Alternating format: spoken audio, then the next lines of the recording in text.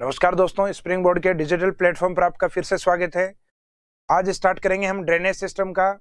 जो last classes आपकी complete हुई थी उसके आगे का पार्ट, जिसमें हमने राजस्थान के ड्रेनेज सिस्टम को, जो अरेबियन सी रिवर्स हैं, अरब सागर की नदियां और इनलैंड ड्रेनेज सिस्टम है, उसके रूप में कंप्लीट कर लिया था।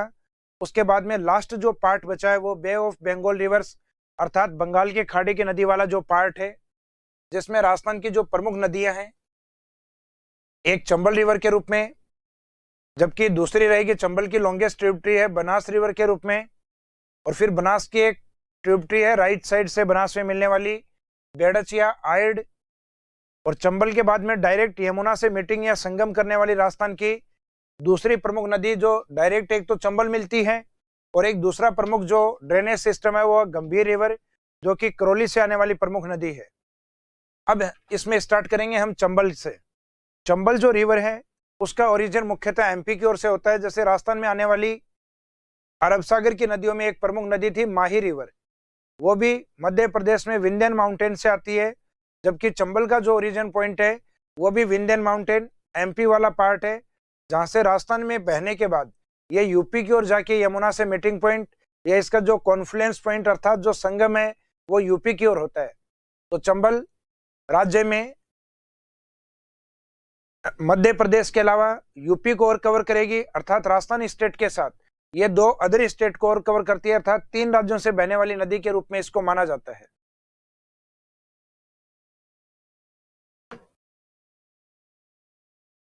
चंबल रिवर है, इस चंबल का एक तो जो ओरिजिन पॉइंट अर्थात जो उत्पत्ति स्थान है ये मध्य प्रदेश में जो विंध्यन माउंटेन है अर्थात विंध्याचल पर्वतमाला है, उसमें पहाड़ी आती हैं जानापाव हिल्स।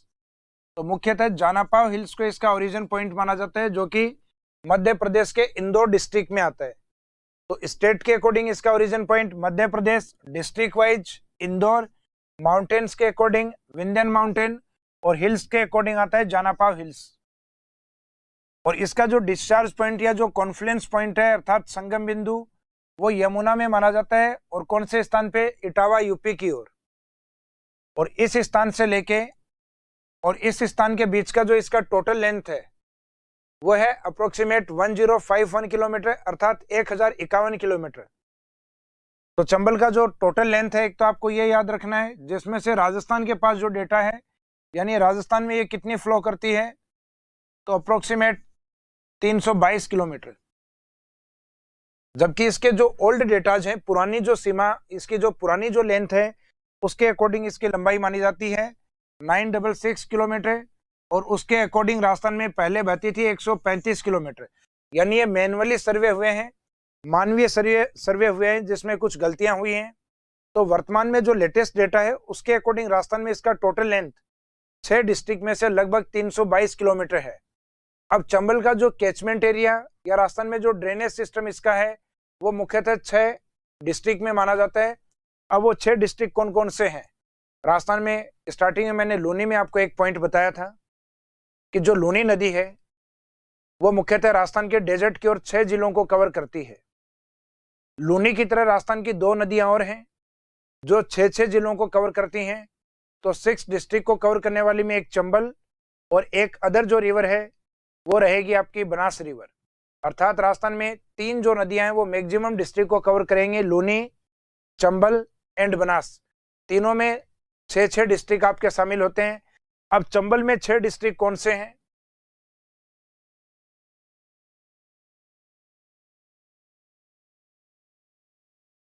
राजस्थान में चंबल का जो एंट्री पॉइंट है, यह जो प्रवेश द्वार है, ये मध्य प्रदेश से इस साइड से एंट्री करती है चित्तौड़ के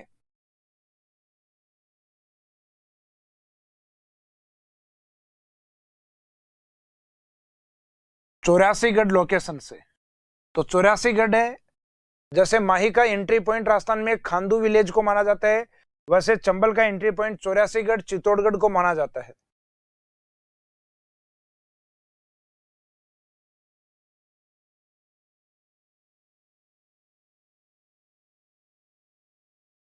इसके बाद में इस नदी का जो आगे का जो फ्लो है वो कोटा बूंदी यानी हाड़ौती वाले क्षेत्र में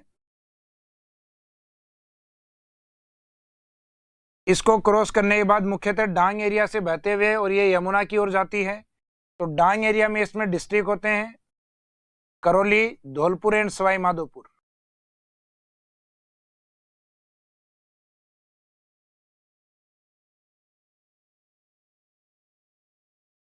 तो मुख्यतः इसका एक तो एरिया है डांग एरिया, दो हाड़ौती डिस्ट्रिक्ट और एक मेवाड़ डिस्ट्रिक्ट अर्थात चित्तौड़ वाला पार्ट। तो राजस्थान के मुख्यतः 6 जिलों को कवर करती है, जिसमें भैंसरोडगढ़ को इसका एंट्री पॉइंट माना गया है राजस्थान के लिए। तो इस नदी के द्वारा जो कवर किया गया एरिया, एक तो एमपी का, एक जिस स्टेट में अपन पढ़ रहे हैं राजस्थान, और एक ये यूपी यमुना की ओर जाएगी। तो तीसरा स्टेट इसमें रहेगा उत्तर प्रदेश। यानी ये टोटल 3 स्टेट को कवर करती है, जिसमें राजस्थान के 6 डिस्ट्रिक्ट शामिल है।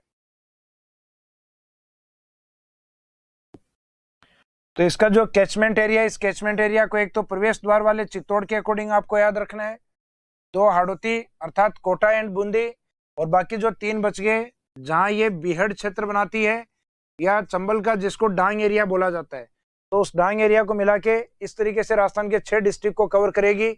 इन 6 डिस्ट्रिक्ट में मिलने वाली जो इसकी सहायक नदियां हैं वो ट्रिब्यूटरीज ऑफ चंबल रिवर के नाम से अर्थात चंबल की सहायक नदियों के रूप में है। अब इसमें मिलने वाली जो प्रमुख सहायक नदियां वो कौन कौन सी हैं? तो चंबल में मिलने वाली जो प्रमुख सहायक नदियां है ये गुंजाली, मेज, मांगली, पार्वती, निवाज या नेवाज, आहू, काली Sindh, Ghoda Pachhad river, Parvan river, Brahmani river, Banas river, Chakan, Punnu, Kural and Seep river. और इन रिवर्स को आप किसी ट्रिक्स के अकॉर्डिंग सेट कर सकते हो या उनको आसानी से आप याद कर सकते हो। जैसे एग्जाम्पल के तौर पे हम देखें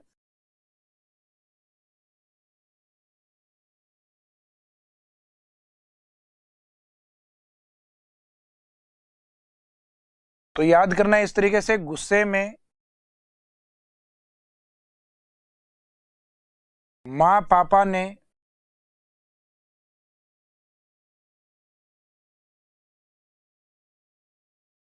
आज काले घोड़े पर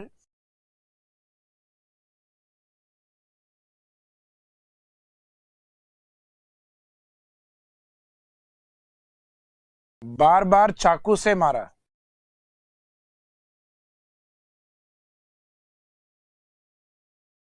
तो इसका मीनिंग कोई बच्चा अपनी माँ को शिकायत कर रहा है कि गुस्से में माँ पापा ने आज काले घोड़े पर बार बार चाकू से मारा। तो गुस्से में जो स्टार्टिंग शब्द है इसके अकॉर्डिंग अपन नाम निकालते हैं रिवर का, गुंजाली रिवर। में से दूसरा नाम रहेगा मेज रिवर। फिर है माँ से मीनिंग रहेगा मांगली रिवर। पापा में पा से रहेगा पार्वती। ने से अपन बोलेंगे नेवाज रिवर या निवाज रिवर। इसे नेवाज या जनरली यह नाम भी लिखा हुआ रहता है निवाज रिवर। तो नेवाज या निवाज रिवर। आज में आ से मीनिंग निकलेगा आहू रिवर। काले से काली सिंध रिवर। घोड़ा से घोड़ा पछाड़ रिवर। पर से मीनिंग निकालेंगे अपन परवन रिवर। बार बार में जो बै शब्द है उस बै से एक से रहेगा आपका ब्राह्मणी, दूसरे बै से रहेगा बनास रिवर।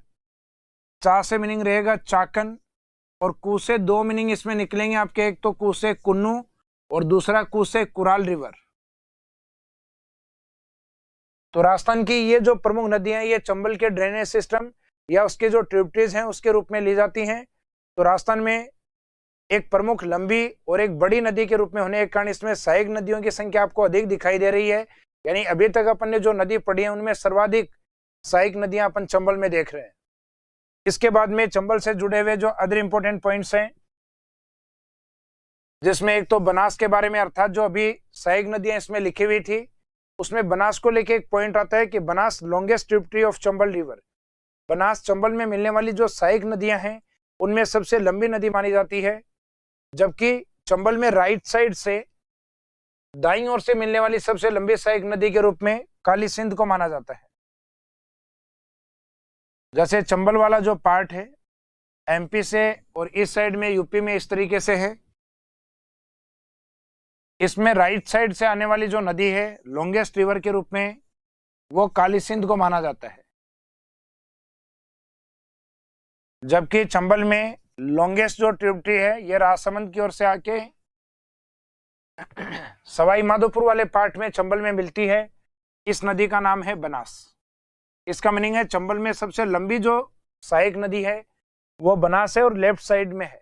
इसका मीनिंग चंबल में राइट साइड से लॉन्गेस्ट जो रिवर है, meaning longest tributary of Chambal river from right side.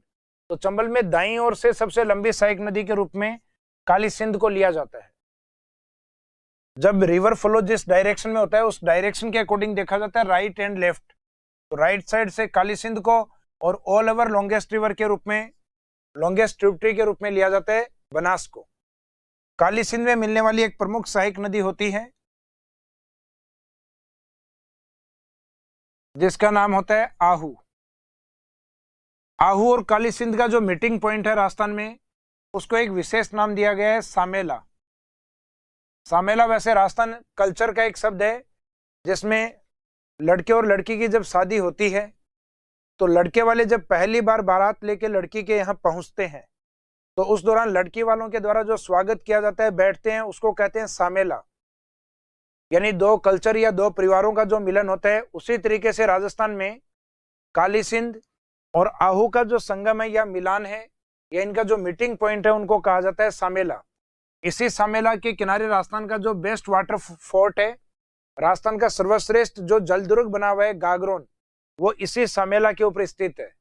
अर्थात गागरोन फोर्ट जो बेस्ट वाटर फोर्ट के रूप में is located on the bank of Samela या on the bank of Ahu and Kali Sindh.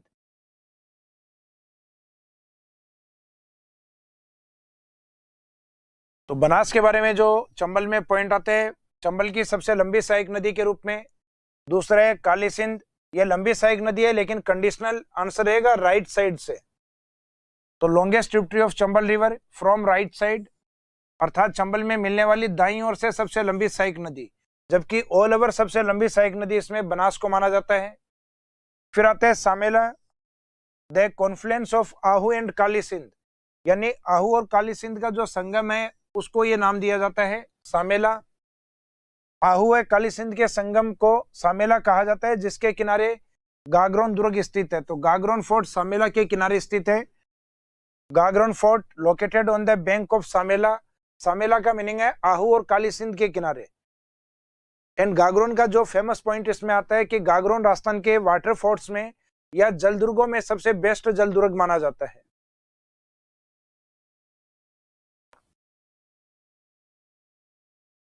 इसके बाद में चंबल की विशेषताओं में स्टार्ट करेंगे हम। सबसे पहले इस नदी के जो अदर नेम्स या उपनाम है वो क्या क्या हैं। तो इसका एक जो प्राचीन या ऐतिहासिक जो नाम बोला जाता है यह है चर्मणवती रिवर के रूप में। तो चंबल को चर्मणवती रिवर के रूप में जाना जाता है।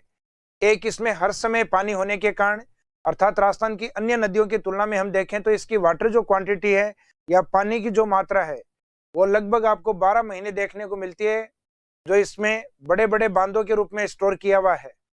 इस कारण इसको राजस्थान की 12मासी नदी का दर्जा भी प्राप्त है। और एक हरित ऋषि की गाय थी कामधेनु, जिसे एक दिव्य गाय माना जाता था, अर्थात जिसका दूध समाप्त नहीं होता। उसी तरीके से राजस्थान की वह नदी जिसका पानी समाप्त नहीं होता उसको दर्जा दिया गया उस गाय के आधार पे कामधेनु। तो राजस्थान की कामधेनु, राजस्थान की 12मासी और एंशिएंट नेम के अकॉर्डिंग इसको नाम दिया जाता है चर्मणवती रिवर। तो इसमें अगर एग्जाम में क्वेश्चन आ जाए कि चंबल का प्राचीन नाम क्या है, तो प्राचीन नाम के अकॉर्डिंग ऊपर वाला आंसर रखा जाएगा। फिर तो ब्रैकेट में आप इंडिकेट कर सकते हो प्राचीन नाम।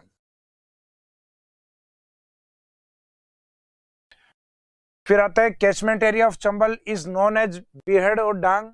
तो चंबल का जो कैचमेंट एरिया है मुख्यतः बीहड़ और डांग के रूप में जाना जाता है। और बीहड़ और डांग का मीनिंग क्या है? बीहड़ और डांग का मीनिंग है जहां चंबल के द्वारा गली इरोजन होता है वहां पे जो लैंड है या जो जियोमॉर्फोलॉजी पार्ट वहां का जो है वो बेडलैंड में कन्वर्ट हो जाता है, अर्थात उबड़ खाबड़ भूमि में कन्वर्ट हो जाता है। और वो उबड़ खाबड़ भूमियां जो बेडलैंड एरियाज हैं वो किसके रूप में डिफाइन होते हैं? बीहड़ या डांग के रूप में। तो चंबल के अवनालिका अपर्दन के द्वारा बनने वाली जो उबड़ खाबड़ इलाकृतियां हैं वो सामान्यतः बीहड़ या डांग है, जो राजस्थान में सर्वाधिक चंबल में है। तो इसका जो मेन कैचमेंट एरिया है बीहड़ या डांग के नाम से प्रसिद्ध है, जिसको जनरली हम डाकुओं की शरण स्थली के रूप में भी जानते हैं। पहले जनरली हम राजस्थान में सुनते थे डाकुओं का क्षेत्र, तो ये मुख्यतः चंबल का जो एरिया है जिसके ऊपर बॉलीवुड की कई प्रमुख मूवी भी बनी हुई हैं, जिसमें एक कहें अपन पान सिंह तोमर, एक सुशांत राजपूत जी के द्वारा बनाई गई मूवी थी सोन चिरैया। तो ये कुछ प्रमुख मूवी हैं जो इस चंबल बीहड़ के ऊपर आधारित या इनकी स्टोरी है वो चंबल बीहड़ के ऊपर है। तो ये मुख्यतः डाकुओं की शरण स्थली के रूप में भी जानी जाती है। इसका जो मेन कैचमेंट एरिया जो सवाई माधोपुर, करौली और धौलपुर वाला जो पार्ट है। इसके बाद में चंबल में पॉइंट आता है त्रिवेणी संगम। त्रिवेणी संगम का मीनिंग है जहां तीन नदियों का एक साथ संगम होता है। तो चंबल के अंदर तीन नदियों का जो संगम है उसमें एक इसकी प्रमुख सहायक नदी बनास जो कि राजसमंद की ओर से आती है, और दूसरी प्रमुख सहायक नदी जो सवाई माधोपुर और एमपी की बाउंड्री से आती है सीप रिवर। और इसके त्रिवेणी संगम को नाम दिया जाता है रामेश्वरम घाट, जो कि सवाई माधोपुर में स्थित है।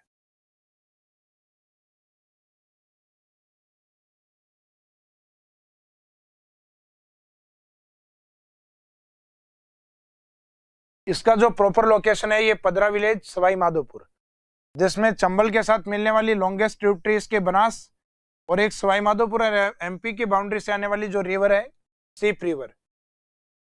इससे पहले हमने एक त्रिवेणी किया था राजस्थान में जो माही नदी के ऊपर सोम और जाखम का जो मीटिंग पॉइंट था, अर्थात बेणेश्वर, जो आदिवासियों के कुंभ के रूप में जहां माघ पूर्णिमा को मेले का आयोजन होता है, वो वाला पॉइंट अपना माही का पार्ट था। जबकि रामेश्वरम घाट है ये पॉइंट रहेगा अपना चंबल का पार्ट। फिर नेक्स्ट आता है जो conserved animal in Chambal river. Chambal में जो संरक्षित जीव हैं वो कौन कौन से हैं? तो एक तो मुख्यतः जो चंबल रिवर है वो फेमस है अपने घड़ियालों के लिए, अर्थात एलिगेटर्स की संख्या ना केवल राजस्थान में जबकि देश भर में सबसे ज्यादा पाई जाती है। तो देश भर में सर्वाधिक घड़ियालों की संख्या राजस्थान की किस नदी में है? तो आंसर रहेगा चंबल रिवर। दूसरा होता है इसमें मछली की एक विशेष प्रजाति पाई जाती है डॉल्फिन की, जिसको हम कहते हैं गंगेटिक डॉल्फिन। ये देश में वैसे सर्वाधिक गंगा नदी में पाई जाती है, लेकिन राजस्थान में ये मुख्यतः चंबल की ओर देखने को मिलती है गंगेटिक डॉल्फिन। और एक दूसरा जीव और होता है इस चंबल के अंदर जो स्थलीय और जलीय दोनों भागों के ऊपर पाया जाता है, अर्थात लैंड पार्ट्स पे और वाटर पोर्शन के अंदर। इसका नाम है उदबिलाव, अर्थात ल्यूट्रा ल्यूट्रा के नाम से इसको जाना जाता है। तो ये तीन प्रमुख जीव हैं जिनको यहाँ संरक्षण प्राप्त है, जिसमें सर्वाधिक प्रसिद्ध है घड़ियाल। तो घड़ियाल वाले इस पॉइंट्स को आप याद रखिएगा, यहाँ से जनरली एग्जाम में एक क्वेश्चन अप्लाई होता है। फिर है इसके ऊपर बना हुआ एक प्रमुख जलप्रपात या वाटरफॉल जिसका नाम है चूलिया वाटरफॉल, अर्थात चूलिया जलप्रपात। तो चूलिया जलप्रपात जैसे ही ये चंबल नदी राजस्थान के सदर्न पार्ट से राजस्थान में एंट्री करती है 84गढ़ वाले पार्ट से, तो 84गढ़ से एंट्री करने के बाद में इस नदी का पानी भैंसरोडगढ़ के पास में चट्टानों से ऊपर से नीचे की ओर गिरता है, और जो गिरता हुआ पानी होता है इस साइड में उसी को नाम दिया जाता है चूलिया वाटरफॉल, चूलिया जलप्रपात। चूलिया वाटरफॉल है, इसका लोकेशन है भैंसरोडगढ़ के अंदर। तो एक तो इसका लोकेशन याद रखिएगा कौन से डिस्ट्रिक्ट में या लोकेशन पे है, तो भैंसरोडगढ़ चित्तौड़गढ़ में। और इसकी जो हाइट है जाखम बांध का बिल्कुल अपोजिट है। जाखम बांध की हाइट है 81 मीटर और इसकी है 18 मीटर, अर्थात 18 मीटर की ऊंचाई पर। और इसे हाईएस्ट वाटरफॉल ऑफ राजस्थान के रूप में भी जाना जाता है, राजस्थान के सबसे ऊंचे जलप्रपात के रूप में इसको माना गया है। तो इसमें ये जो लास्ट वाला फैक्ट है ये इंपॉर्टेंट है, highest waterfall of Rajasthan, Rajasthan का सबसे ऊंचा जलप्रपात किस नदी पे है? चंबल रिवर पे। कौन सी लोकेशन पे है? तो आंसर रहेगा चित्तौड़गढ़ के भैंसरोडगढ़ के अंदर। इसके बाद में आता है hanging bridge. Hanging bridge concept ये है कि ये चंबल नदी जहां से बहती है उसके ऊपर एक बड़ा सा पिलर बना के और इस पिलर के माध्यम से पूरे ब्रिज को बांधा गया है वायरिंग से, इसको नाम दिया जाता है हैंगिंग ब्रिज। और इस ब्रिज के नीचे से चंबल नदी निकलती है और यहां से ट्रांसपोर्टेशन या परिवहन सुविधाएं हैं जो कि पहले मुख्यतः NH-27 के रूप में था NH-27 के रूप में। तो ये NH27 है, ये इसी हैंगिंग ब्रिज से होकर गुजरता है। तो सीधा सा मीनिंग ये है इसमें कि हैंगिंग ब्रिज राजस्थान में किस नदी पे बनाया गया है, ऐसा बना हुआ एकमात्र ब्रिज माना जाता है राजस्थान के अंदर। तो हैंगिंग ब्रिज राजस्थान में चंबल रिवर पे कोटा में बनाया गया है और इसकी लेंथ लगभग 1.5 किलोमीटर 1.5 किलोमीटर लंबा है, अर्थात 1500 मीटर के आसपास। तो hanging bridge is located in Kota. तो एक तो इसका लोकेशन याद रखिएगा, ऑन चंबल रिवर, किस नदी पे, तो एक रिवर याद रखिएगा चंबल रिवर, विच हाईएस्ट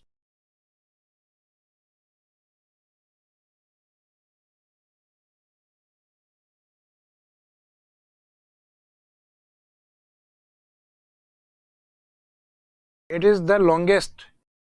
हाईएस्ट में क्या है, इसकी ऊंचाई होती है, जबकि ये इसकी लंबाई है, जिसकी लंबाई 1500 मीटर मीनिंग लगभग 1.5 किलोमीटर है। Only hanging bridge of Rajasthan, ये राजस्थान का एकमात्र हैंगिंग ब्रिज है, अर्थात इस नदी के अलावा राजस्थान में कहीं पे भी हैंगिंग ब्रिज नहीं बना हुआ। तो हैंगिंग ब्रिज एकमात्र कोटा में चंबल रिवर के ऊपर स्थित है। Chambal river is the longest river on inter state boundary, अर्थात अंतर्राज्यीय सीमा पे बहने वाली सबसे लंबी नदी के रूप में है।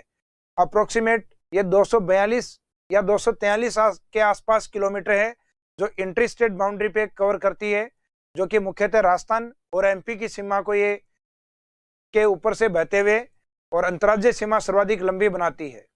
तो राजस्थान की वह नदी जो ऑन इंटर स्टेट बाउंड्री अर्थात अंतर्राज्यीय सीमा पे सबसे लंबी नदी के रूप में है, तो उसमें आंसर रखा जाएगा चंबल रिवर। जबकि राजस्थान में एकमात्र ऐसी नदी जो इंटरनेशनल बाउंड्री को क्रॉस करके पाकिस्तान की ओर जाती है, तो वो कल मैंने आपको करवाया था इनलैंड ड्रेनेज सिस्टम में घग्गर रिवर के अंदर।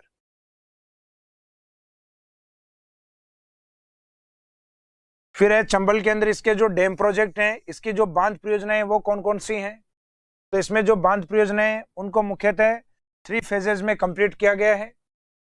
इनको 3 चरणों में कंप्लीट किया गया है और टोटल 3 फेज में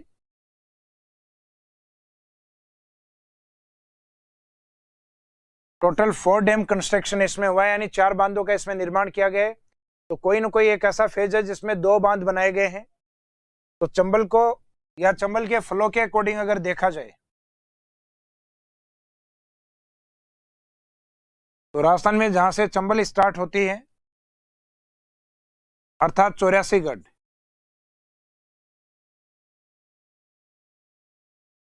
उससे पहले इस नदी के ऊपर एक प्रमुख डैम आता है MP की ओर, जिसका नाम आता है गांधी सागर। राजस्थान के चित्तौड़ में जहां ये एंट्री करती है वहां इसके ऊपर एक प्रमुख बांध बना हुआ है राणा प्रताप सागर। ये मेवाड़ का एरिया है और महाराणा प्रताप का संबंध भी इसी एरिया से था, तो डैम का नाम है राणा प्रताप सागर। ये राजस्थान की ओर बड़ा बांध है, जबकि चंबल के जो प्रमुख बांध है 4, इनमें सबसे प्रमुख और बड़ा बांध गांधी सागर जो कि MP की ओर है। गांधी सागर जो कि MP की ओर है। राणा प्रताप सागर के बाद चंबल का जो वाटर लेवल है इसको उठाने के लिए एक पिकअप डैम बना हुआ है, जैसे माही के ऊपर बना हुआ है कागदी पिकअप डैम। इसके पिकअप डैम को नाम दिया जाता है जवाहर सागर पिकअप, अर्थात कोटा डैम के नाम से। तो राणा प्रताप सागर के बाद में इसमें स्थित है जवाहर सागर, या उसको नाम दिया जाता है कोटा डैम। इसके बाद जो आगे का बांध बना हुआ है जिसको नाम दिया जाता है कोटा बैराज।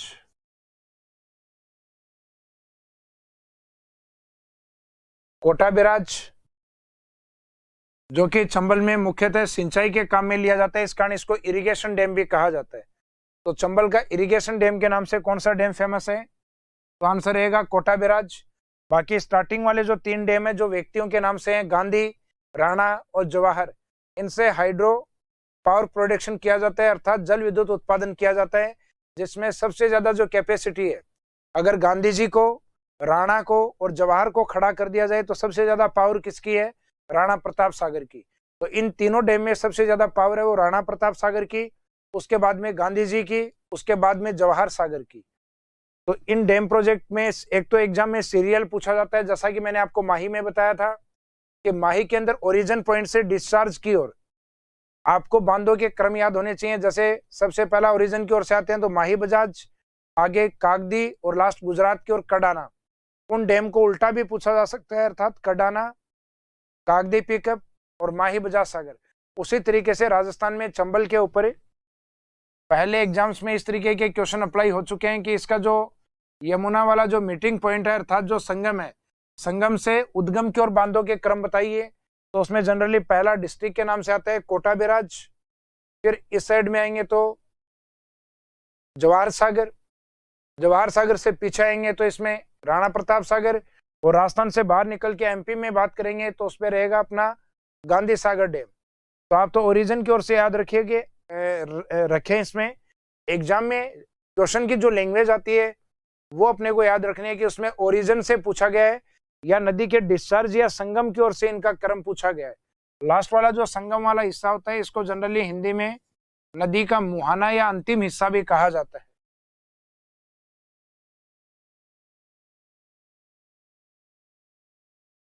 अब इसमें जो गांधी सागर वाला जो पार्ट है ये राजस्थान में नहीं है, ये बना हुआ है एमपी के अंदर। तो चंबल के निर्माण के समय इसके ऊपर जो स्टेज या चरण थे, उन चरणों में सबसे पहले जो डैम बना है पहले चरण में, उसमें एक तो गांधी सागर को बनाया गया है। तो इनके फेज याद करने के लिए आप इनको कंटिन्यू याद रखें।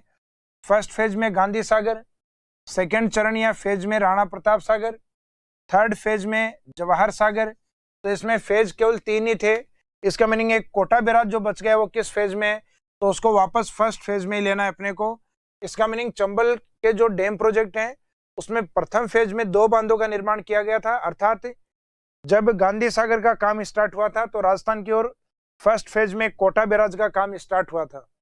उसके बाद में आगे कंटिन्यू याद रखने हैं, गांधी से राणा प्रताप सागर सेकेंड फेज और जवाहर सागर है ये थर्ड फेज के अंदर। फिर नेक्स्ट रिवर आती है बनास रिवर, जो कि चंबल के लिए लॉन्गेस्ट ट्रिब्यूटरीज है और राजस्थान में इससे संबंधित जो पॉइंट है अर्थात खमनोर पहाड़ियां, जो कि हमने अरावली की जो अदर इंपॉर्टेंट हिल्स थी उसमें भी पढ़ी थी। खमनोर हिल्स से इसका ओरिजिन माना जाता है राजसमंद की ओर से, और इसका जो डिस्चार्ज पॉइंट है अर्थात संगम स्थान है वो चंबल के लिए एक त्रिवेणी है, जबकि बनास के लिए वो त्रिवेणी भी है और उसका लास्ट कॉन्फ्लुएंस पॉइंट अर्थात लास्ट मीटिंग पॉइंट भी माना जाता है। तो एक तो इसका जो उद्गम स्थान है ये खमनोर हिल्स जो कि राजसमंद में स्थित है, खमनोर पहाड़ियां। दूसरा इसका डिस्चार्ज पॉइंट जो कि चंबल रिवर में रामेश्वरम घाट सवाई माधोपुर। राजसमंद से लेके चंबल तक इसकी जो टोटल लेंथ है वो है 512 किलोमीटर अर्थात 512 किलोमीटर। ये सैटेलाइट और जो बिल्कुल करेक्ट लेंथ है वो वाली है, जबकि इससे पहले की जो मैनुअली सर्वे में यानी पुरानी जो लंबाई के रूप में वो ली जाती है उसमें 480 किलोमीटर। तो दोनों डेटा हो तो एग्जाम में ये न्यूली जो डेटा है इसको सही माना जाएगा, नवीनतम डेटा को। और 512 किलोमीटर क्रॉस करते समय ये नदी जिस एरिया को कवर करती है वो होता है इस नदी का कैचमेंट एरिया, जो राजस्थान के पूर्वी मैदानों में भी मैंने आपको बताया था। बनास का मैदान राजस्थान में मुख्यतः 2 पार्ट्स में बटा होता है, एक तो सदर्न प्लेन जो कि मेवाड़ मैदान के नाम से होता है और एक बनास का उत्तरी मैदान जो कि मालपुरा करौली मैदान के रूप में होता है। तो इसका जो कैचमेंट एरिया मालपुरा करौली मैदान, तो मालपुरा करौली मैदान में तो इसका जो एरिया है वो रहता है एटीएम्स। इसके अकॉर्डिंग याद रखना आपको अजमेर, टोंक और सवाई माधोपुर, यानी जो मालपुरा यानी जो माल यानी कैश जो होता है वो किस में होता है, एटीएम्स के अंदर। तो इसमें मालपुरा जो करौली का मैदान है वो इसका अजमेर, टोंक एंड सवाई माधोपुर वाले पार्ट में है, जबकि बनास का जो दक्षिणी मैदान होता है जो कि मेवाड़ की ओर है। तो इसमें मैंने आपको बताया था कि मेवाड़ के राजाओं ने हजारों साल तक अपनी स्वतंत्रता को बनाने के लिए प्रयास किया, अपना रक्त बहाया था। और रक्त के अंदर क्या होती है, रक्त के अंदर पाई जाती है आरबीसी, अर्थात अपने को यहाँ याद करना है कि मेवाड़ का मैदान है वो आरबीसी में है, राजसमंद में, भीलवाड़ा में और चित्तौड़गढ़ में। तो इसमें जो डिस्ट्रिक्ट हैं उनको आपको याद रखना है आरबीसी के नाम से और एटीएम्स के नाम से। तो इन 6 जिलों को ये कवर करती है, जिसमें आरबीसी वाले होते हैं मेवाड़ मैदान के रूप में और जो एटीएम्स वाले होते हैं वो होते हैं मालपुरा करौली मैदान के रूप में। अब इस नदी में मिलने वाली कुछ एक प्रमुख सहायक नदियां हैं, जैसे चंबल के अंदर अपन ने पढ़ी थी, लूनी में हमने देखी थी, माही के अंदर साबरमती में हमने देखी है, तो लगभग जिन नदियों की सहायक नदियां अधिक हैं उनको हमने कुछ एक ट्रिक्स में देखा है। तो जब भी आप इनको रिटर्न करें या लिखें तो इन ट्रिक्स को 4-5 को रट लीजिएगा, क्योंकि राजस्थान में अगर इन 4 या 5 नदियों के ट्रिक्स या इनको आपने याद कर लिया तो कभी भी आपके ट्रिब्यूटरीज यानी जो सहायक नदियां एग्जाम में पूछी जाती हैं कि ये जो नदियां किसकी सहायक नदियां हैं, तो ये कभी भी समस्या नहीं आएगी। ये मुख्यतः राजस्थान की 4 या 5 जो प्रमुख बड़ी नदी हैं उनको याद करने के बाद। तो बनास के अंदर भी जो सहायक नदियां उसी ट्रिक्स के अकॉर्डिंग अपन देखते हैं, जिसमें हम बोलेंगे काली डाकण,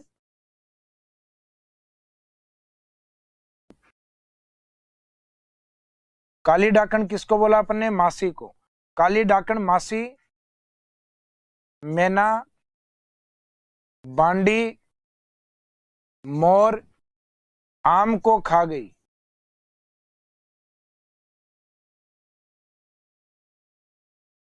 जो लास्ट वाला शब्द है साइलेंट रहेगा। तो किसी बच्चे का कोई आम रखा हुआ था जिसको कई लोगों ने मिलके खाया, जिसमें कौन कौन था? उनको गुस्से में बच्चे ने क्या कहा? तो बच्चे ने कहा कि काली डाकण कौन? मासी। उसके साथ और कौन लगे हुए थे? काली डाकण मासी मैना बांडी मोर, इन सब ने क्या किया? आम को खा गई। तो काली से अपन देखेंगे काली सील, एक आती है काली सिंध, जबकि एक आती है काली सील। तो Kali Sindh tributary of Chambal river, Chambal की सहायक नदी, जबकि काली सील है ये बनास की सहायक नदी। तो नाम एक दूसरे से काफी मैच करते हुए शब्द हैं, इसलिए दोनों को याद रखना। काली सिंध है चंबल में और काली सील है बनास के पार्ट में। उसके बाद में डाई, डाकण से याद करेंगे डाई, मासी, मैनाल, मैनाल एक वाटरफॉल भी है, जलप्रपात भी है भीलवाड़ा के अंदर। नेक्स्ट है बांडी, बांडी अपन ऑलरेडी पहले एक नदी कर चुके हैं जो कि लूनी के अंदर है। तो लूनी वाली जो बांडी है वो अलग है, जिसको केमिकल रिवर भी कहा जाता है, वो पोल्यूटेड रिवर होने के कारण। एक आती है मोरेल रिवर जो कि जयपुर से निकल के और सवाई माधोपुर वाले पार्ट में बनास में मिलती है। एक आती है आहड़ रिवर जो कि आगे जाके नाम परिवर्तित करती है जिसका नाम होता है बेड़च। एक आती है कोठारी रिवर और एक नदी इसमें शामिल होती है खारी नदी। तो इसमें यही किया अपन ने, मासी, मैनाल, बांडी, मोरेल, आयड़, कोठारी और एक लास्ट वाली खारी। अर्थात इस ट्रिक्स के अकॉर्डिंग आपको जल्दी याद हो जाएगा। अगर ट्रिक्स आपको याद नहीं हो रही हो इस तरीके से नदियों की, तो डायरेक्ट नदियों को याद कर लीजिए। फिर इसके बाद हम देखते हैं ये जो नदियां लिखी हुई थी बनास में, इसमें बनास की लॉन्गेस्ट ट्रिब्यूटरी है उसका दर्जा है, जो लंबी सहायक नदी का जो दर्जा है वो खारी को दिया गया है। तो खारी बनास की सबसे लंबी सहायक नदी है, जबकि इसमें खारी जो मिलती है बनास में वो लेफ्ट साइड से मिलती है। तो राइट साइड से इसमें लंबी नदी कौन सी होगी? उदयपुर से आने वाली जो बेड़च रिवर है, अर्थात जिसको आयड़ भी कहते हैं। तो Berach is the longest tributary of Banas river from right side, अर्थात बनास में दाईं ओर से मिलने वाली जो सबसे लंबी सहायक नदी है वो बेड़च को माना जाता है।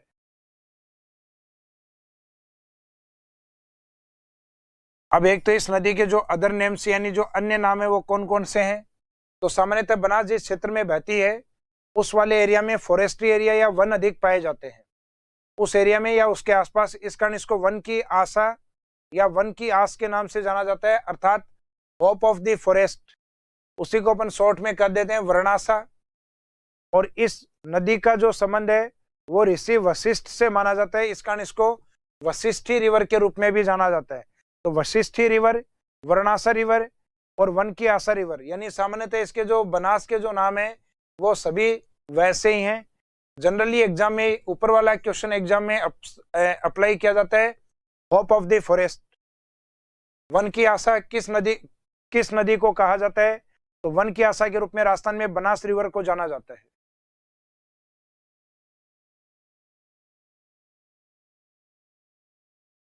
बनास रिवर है उसमें 3 प्रमुख हिल्स आती हैं राजसमंद की ओर।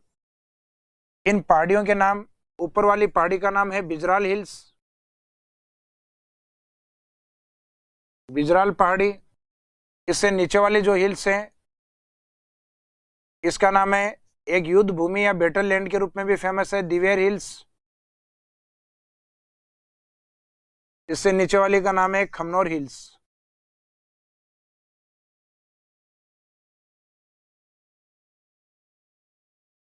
और इन तीनों का जो ओरिजिन या जो उद्गम है वो राजसमंद की ओर से। ये जो तीनों पहाड़ियां, यहाँ से तीन प्रमुख नदियों का उद्गम होता है, जो कि तीनों पहाड़ियां कहां से संबंधित हैं? राजसमंद डिस्ट्रिक्ट से। एक इनके दक्षिण की ओर स्थित है पहाड़ी जिसका नाम है गोगुंदा हिल्स, गोगुंदा की पहाड़ी जो कि उदयपुर में है। खमनोर पहाड़ियों से निकल के और चंबल में जाने वाली जो प्रमुख नदी है उसका नाम है बनास रिवर।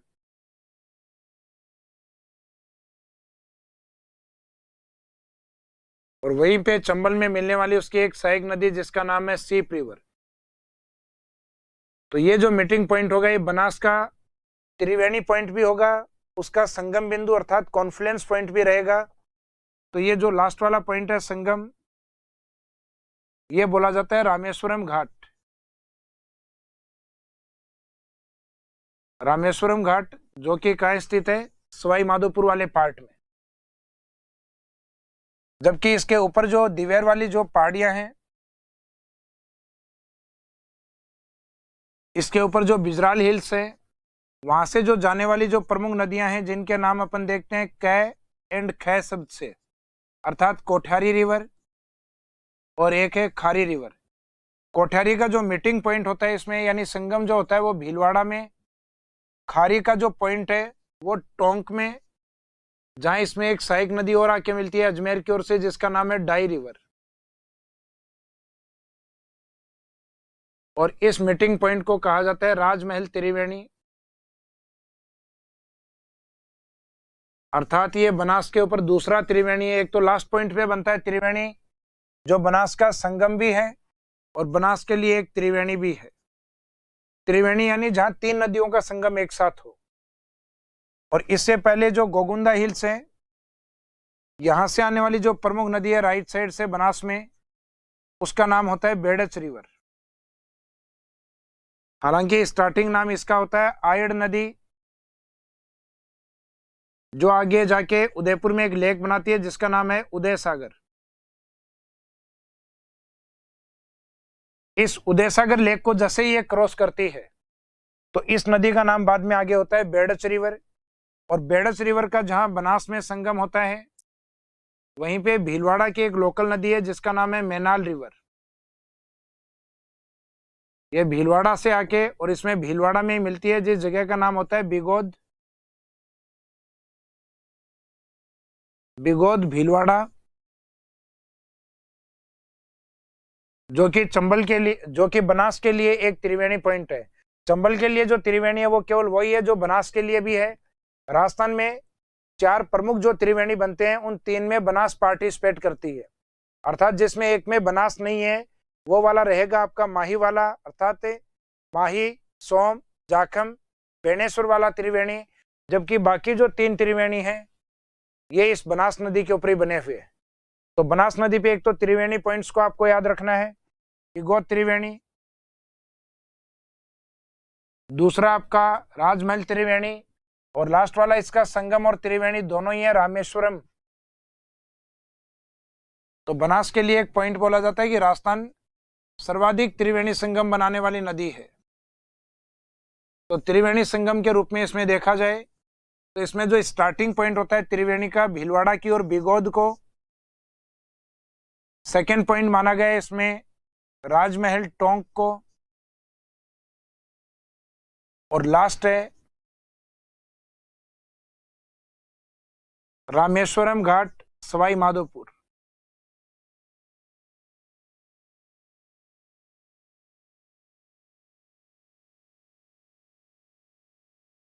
राजमहल टोंक में बिगोद वाली जो लोकेशन है ये आती है भीलवाड़ा के अंदर। इसमें हर एक त्रिवेणी के ऊपर मिलने वाली जो नदियां हैं उनकी काउंटिंग फिक्स है, 3।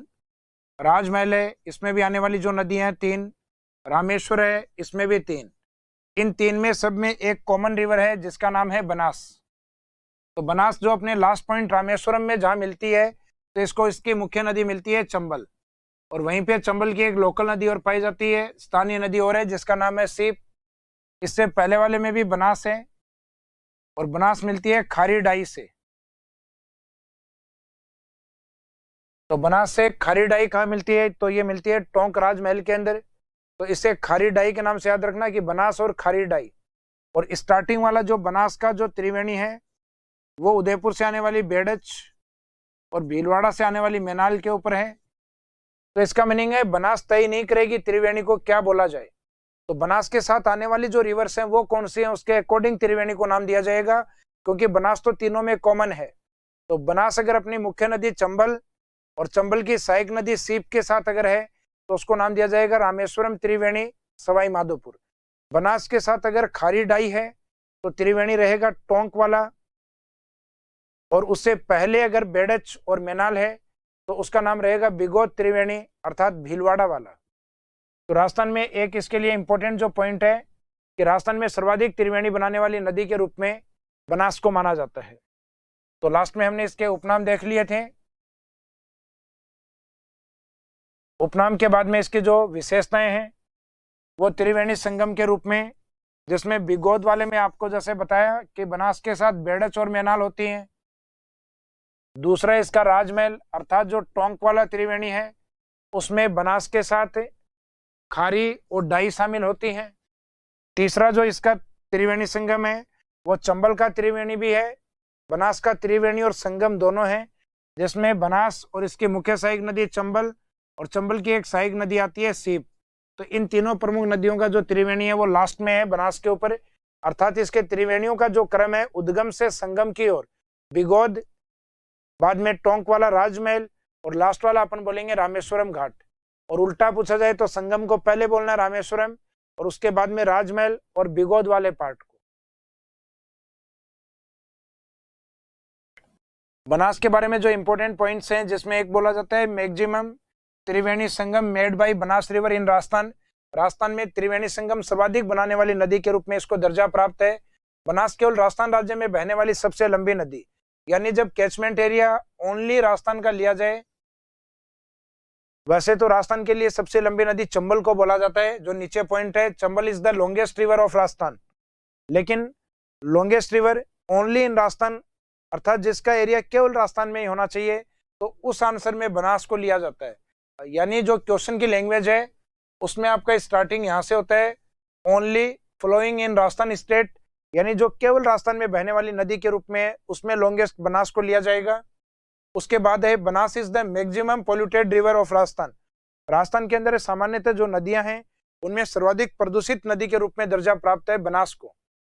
पहले यह दर्जा पश्चिमी राजस्थान की ओर से लूनी को हुआ करता था, लेकिन अब वर्तमान में लूनी के स्थान पे यह आंसर आपका बनास माना जाता है। इसके बाद में है बनास नदी की जो कुछ प्रमुख बांध परियोजनाएं हैं, जिसमें एक प्रसिद्ध बांध परियोजना आती है बिसलपुर बांध परियोजना। बिसलपुर जो कि टोंक में स्थित है बनास के ऊपर, इसका लोकेशन है टोंक बनास में। और यहाँ का जो पानी होता है बिसलपुर का वो आगे की ओर फ्लो करता हुआ और सवाई माधोपुर की ओर जाके एक प्रमुख डैम बनाता है बनास नदी का पानी, जिसका नाम है इसरदा डैम सवाई माधोपुर। यह भी बनास नदी का एक प्रमुख बांध है। उसके बाद में मोरेल डैम जो कि मुख्यतः दौसा और आगे कैचमेंट एरिया इसमें सवाई माधोपुर का भी रहता है, लेकिन इसमें मेन जो एरिया वो दौसा का है। तो मोरेल डैम मुख्यतः दौसा, और एक आता है मेजा डैम जो कि बनास की प्रमुख सहायक नदी कोठियारी पे स्थित है। तो ये जनरली पूछ लिया जाता है मेजा बांध किस नदी का बांध है या किस डिस्ट्रिक्ट में है, तो कोठियारी का ये बांध मुख्यतः भीलवाड़ा में है मेजा डैम। और एक राजस्थान में मेज डैम भी आता है, ये अलग बांध है, ये बूंदी में स्थित है मेज रिवर पे। तो यहाँ बांध का नाम और रिवर का नेम सेम है, मेज रिवर मेज डैम, और इसका लोकेशन है बूंदी, जबकि मेजा डैम है वो कोठियारी रिवर का डैम है और भीलवाड़ा में स्थित है। अब जो डैम प्रोजेक्ट मैंने आपको बताया इसमें सबसे इंपॉर्टेंट होता है बिसलपुर। बिसलपुर के बारे में कहा जाता है कि राजस्थान में सबसे बड़ी ड्रिंकिंग वाटर प्रोजेक्ट के रूप में अर्थात पेयजल परियोजना के रूप में बिसलपुर है। जैसे राजस्थान के अंदर सबसे लंबे बांध के रूप में माही बजाज सागर को, सबसे ऊंचे बांध के रूप में अपन मानते हैं जाखम बांध को, उसी तरीके से राजस्थान में ड्रिंकिंग वाटर प्रोजेक्ट के रूप में सबसे बड़ा प्रोजेक्ट बिसलपुर को माना जाता है, जो कि मुख्यतः टोंक में बना हुआ है। और जिस डिस्ट्रिक्ट में बना हुआ है उसमें पेयजल और सिंचाई दोनों सुविधाएं उपलब्ध हैं। बाकी जो अदर स्टेट डिस्ट्रिक्ट है, अदर डिस्ट्रिक्ट में केवल इसका ड्रिंकिंग वाटर सप्लाई किया जाता है।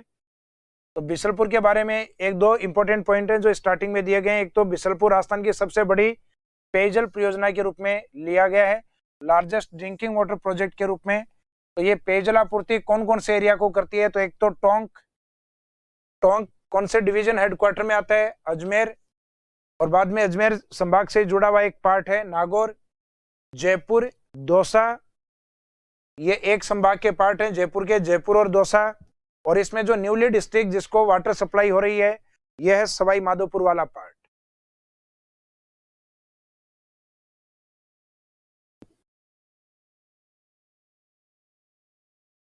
अब इस बांध की कुछ एक इंपॉर्टेंट विशेषताएं और हैं, जैसे राजस्थान में कंक्रीट डैम के रूप में सबसे बड़ा बांध है, तो largest concrete dam of Rajasthan state, तो उसमें आंसर रहेगा आपका बिसलपुर।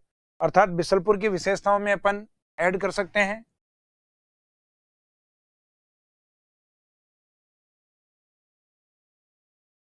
कंक्रीट बांध की दृष्टि से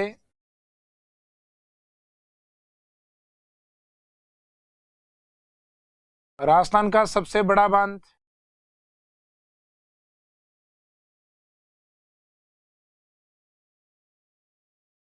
बाकी अन्य जो विशेषताएं उसमें इस बांध को चंबल रिवर या चंबल प्रोजेक्ट से जोड़ने की बात चल रही है, जो राजस्थान में रिवर लिंक प्रोजेक्ट के रूप में पहला ऐसा प्रोजेक्ट होगा। तो राजस्थान में नदी जोड़ो परियोजना के तहत बनास नदी या बिसलपुर जो डैम है उसको चंबल से कनेक्ट करके और इस बांध को भरा जाएगा, और इस बांध का जो सरप्लस वाटर होगा यानी बिसलपुर का जो अतिरिक्त पानी होगा वो इसरदा डैम में छोड़ा जाएगा।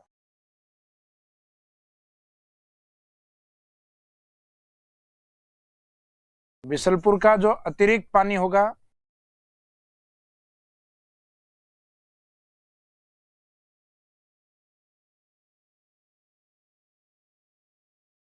इसरदा बांध में छोड़ा जाएगा। और बिसलपुर डैम है, इसके आसपास में ग्रीनरी अधिक होने के कारण इसे राजस्थान के कंजर्वेशन रिजर्व में शामिल किया गया, अर्थात संरक्षित क्षेत्रों में इसको शामिल किया गया है।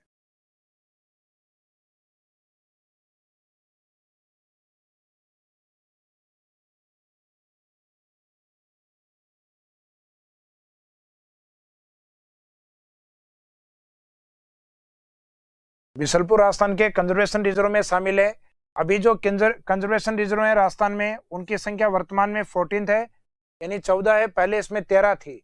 और ये स्टार्टिंग में जो कंजर्वेशन रिजर्व बनाए गए उसमें से इसको माना जाता है, जो कि लगभग 2008 में घोषित हुआ था, अर्थात 2008 में इसको बना दिया गया था। तो जो इस बांध की अपनी विशेषताएं हैं, जिसमें एक तो आपको पहले बताया था लार्जेस्ट ड्रिंकिंग वाटर प्रोजेक्ट के रूप में, सेकंड आता है ये कंक्रीट डैम के रूप में राजस्थान का सबसे बड़ा बांध है, अर्थात जो आरसीसी टेक्निक के ऊपर जो डैम बने हुए हैं उसमें कंक्रीट डैम के अकॉर्डिंग इसको लार्जेस्ट डैम बोला गया है। नेक्स्ट है बिसलपुर का जो अतिरिक्त पानी है वो इसरदा डैम अर्थात सवाई माधोपुर की ओर सप्लाई होता है, और बिसलपुर राजस्थान के कंजर्वेशन रिजर्व में शामिल है। और एक नदी जोड़ो परियोजना के तहत चंबल नदी को बनास नदी से जोड़ा जाएगा। तो ये जो प्रमुख प्रोजेक्ट हैं, बांध परियोजनाएं, ये बनास की कंप्लीट करते हैं अपन इसी पॉइंट के साथ। और इसके आगे का जो पार्ट है, अर्थात बनास के बाद में भी दो नदियां बे ऑफ बंगाल में भी बची हुई हैं, और नदियों की कुछ महत्वपूर्ण विशेषताएं जो बची हुई हैं जो हम अपनी नेक्स्ट क्लास में कवर करेंगे। इस क्लास को इसी पॉइंट के ऊपर विराम देते हैं। Thank you.